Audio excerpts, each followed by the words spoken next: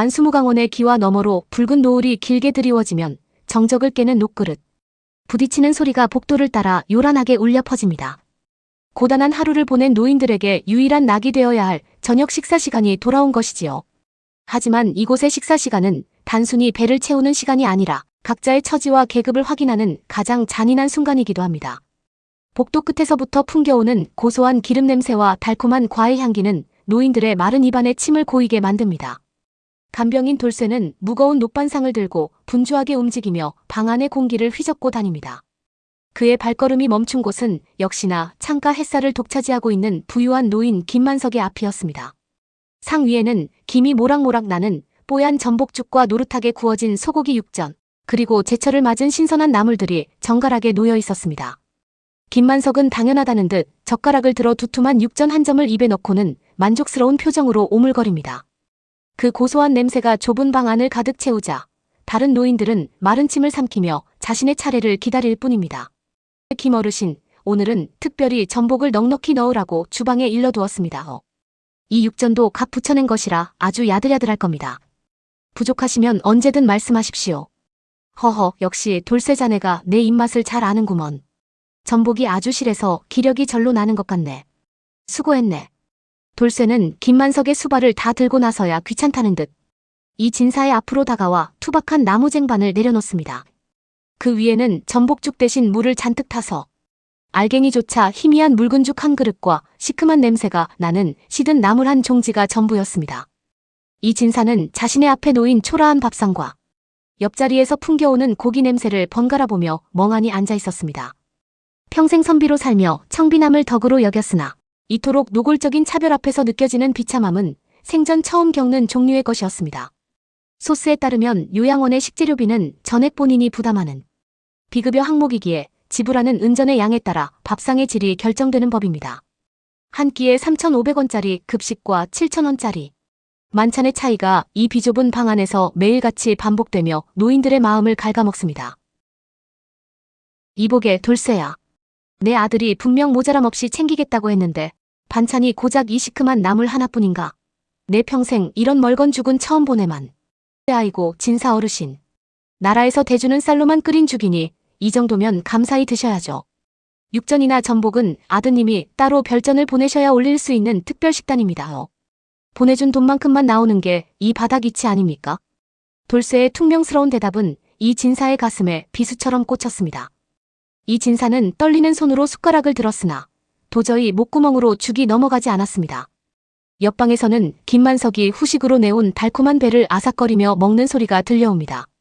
그 소리는 마치 이 진사의 무능함과 자식에 대한 헛된 믿음을 비웃는 소리처럼 들려왔습니다. 같은 공간에서 같은 시간을 보내면서도 누군가는 산해진미를 누리고 누군가는 빈속을 달래야 하는 이 보이지 않는 등급표는 인간의 존엄을 서서히 무너뜨립니다. 이 진사는 차가워진 죽그릇을 내려다보며 자신이 아들에게 넘겨준 그 수많은 논밭과 은전들을 떠올렸습니다.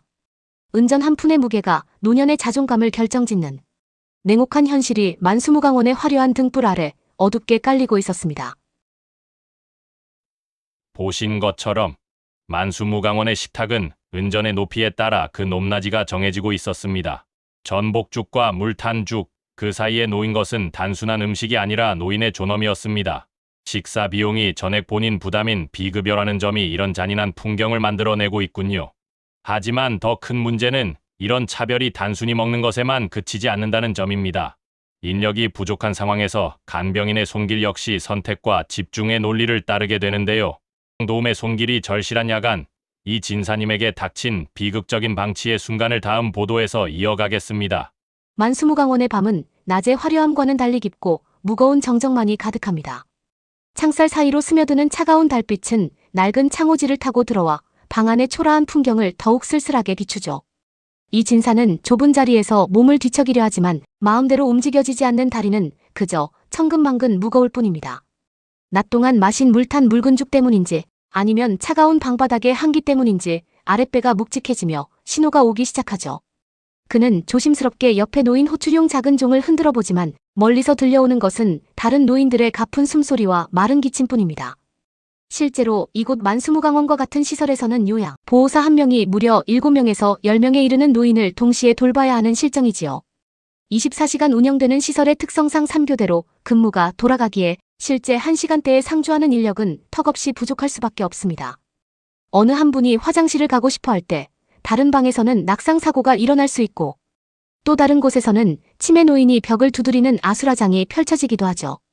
이런 구조적 한계 속에서 별전 하나 챙겨주지 못한 이 진사의 종소리는 간병인 돌쇠에게 그저 성가신 소음에 불과합니다. 이 진사는 식은땀을 흘리며 한 번 더 용기를 내어 어둠 속으로 가냘픈 목소리를 던져봅니다. 이보게 돌쇠야. 돌쇠 있느냐? 내가 화장실에 좀 가야겠는데 도저히 혼자 일어설 수가 없구나. 제발 좀 도와다오. 아이고, 진사 어르신. 지금 옆동에 난리가 나서 정신이 하나도 없는데. 왜 자꾸 부르십니까? 그냥 거기 요강에다 대충 보시던가 좀 참으세요. 돌쇠의 차가운 목소리는 열린 문틈을 타고 들어와 이 진사의 가슴을 날카로운 칼날처럼 찌릅니다. 평생 학문을 닦으며 예절과 채통을 중시해온 그에게 생리적인 현상조차 스스로 해결하지 못하고 구걸해야 하는 상황은 죽음보다 더한 수치심을 안겨주죠. 하지만 돌쇠 역시 성인군자가 아니며 피로와 박봉에 시달리며 물리적 한계에 부딪힌 평범한 사내일 뿐입니다. 그는 은전을 더 내어 서비스를 신청하거나 1인실에 머무는 노인들에게 우선적으로 달려가야 하는 비정한 시스템의 일원일 뿐이지요. 결국 이 진사는 아무런 도움도 받지 못한 채 차가운 방바닥에 덩그러니 남겨져 홀로 육체적 고통과 수치심을 견뎌내야 합니다. 시간이 흐를수록 참기 힘든 한계가 찾아오고 고결했던 선비의 자존심은 차가운 방바닥 위에서 처참하게 무너져 내립니다. 제때 도움을 받지 못한 결과는 단순히 불편함을 넘어서 노인의 영혼까지 병들게 하는 비참한 현실로 이어집니다. 이 진사는 어둠 속에서 자신의 무력함을 뼈저리게 느끼며 소리 없이 뜨거운 눈물을 흘릴 뿐입니다. 그가 믿었던 자식의 효심도 왕실이 보장한다는 만수무강원의 안락함도 이 비좁은 방 안에서는 아무런 힘이 되지 못했습니다. 방치된 시간 속에서 이 진사는 자신이 존엄한 인간이 아닌 그저 순번을 기다리다 잊혀진 물건처럼 취급받고 있음을 깨닫습니다. 간병인 한 명이 10명을 돌봐야 하는 이 구조적인 문제가 결국 노인들을 방치로 내몰고 있군요. 7명의 노인이 동시에 도움을 요청하면 누군가는 반드시 순번에서 밀릴 수밖에 없는 것 아닙니까? 맞습니다. 그리고 그 우선순위가 결국 은전의 유무에 따라 결정된다는 사실이 우리를 더욱 씁쓸하게 만듭니다. 이 진사님처럼 별전이 없는 분들은 그저 참으라는 말밖에 들을 수 없는 것이죠. 한 선비의 자존심이 무너진 저 자리에 남은 것은 깊은 상처뿐입니다. 그런데 이런 차별은 위생관리에서도 등급이라는 이름으로 노골적으로 드러나고 있다고 하는데요. 다음 보도에서는 만수무강원 내부에 실존하는 보이지 않는 등급표와 그로 인해 지워져가는 노인들의 이름을 추적해 보겠습니다.